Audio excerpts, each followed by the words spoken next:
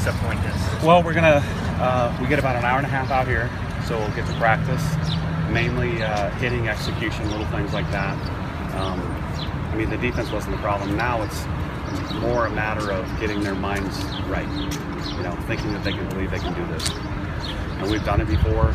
I remember we lost to Michigan one year and came back and destroyed Arizona, and I think it was Arizona State in the second game, and that was the walk-off, or the Jazz Lunsford pinch hit grand slam.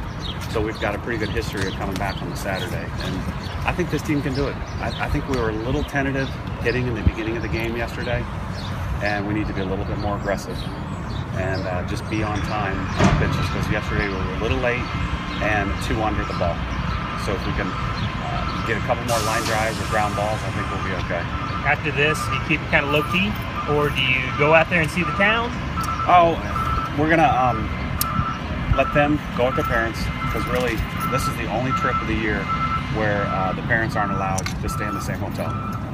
So after this, we'll probably go over to the mall and let all the parents go out to eat with us, and then they're free. We have a meeting tonight at the hotel, and we'll watch video, and then I'll have curfew. So it is kind of a low-key day, but practice first, and then they can go with their parents. Coach, I know you talked a couple weeks ago about your choices for pitching and wanting to develop a staff, and you kind of see that that's how college softball is going in general. I mean, remember when you guys were here with Jackie Traina, she pitched a lot of the innings, but to rattle off these wins out of the loser bracket, you're going to rely on a lot of pitchers. If you could speak to that. Exactly. And, you know, I think everybody, Leslie had been a little injured, sick during regionals and late going to the season. So that's really why you didn't see her yet in the postseason. She's okay. I talked to her yesterday. She thought she was 100% her velocity. But even some Sydney probably really yeah. get to something. Oh yeah. No, we're going to have to use everybody. And the beginning of the postseason, when we started the SEC tournament, I told the pitchers, all 3, you're ready at the very beginning of every game. So if I go to you in the dugout and I say you're ready, they better give me the thumbs up, because I don't want a 911 emergency warm-up, 5 pitches and get in there. Right. That's happened before, and we're not going to do that. So from now on, every game we play, all 3 pitchers are ready. And if we have to do situational pitching, you know, righty versus righty, maybe Leslie's better than somebody else that gets another kid, we're going to do that.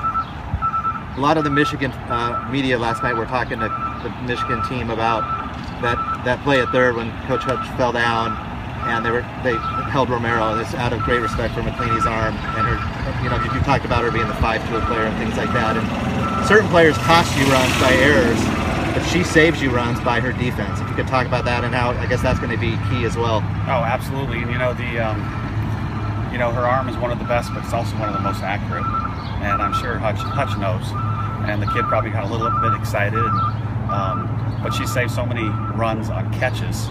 It's unbelievable. But also, like you said, there's a lot of coaches that don't send kids from second to home. They just hold them up at third. And it's happened a couple times. And she's very, very valuable out in center field.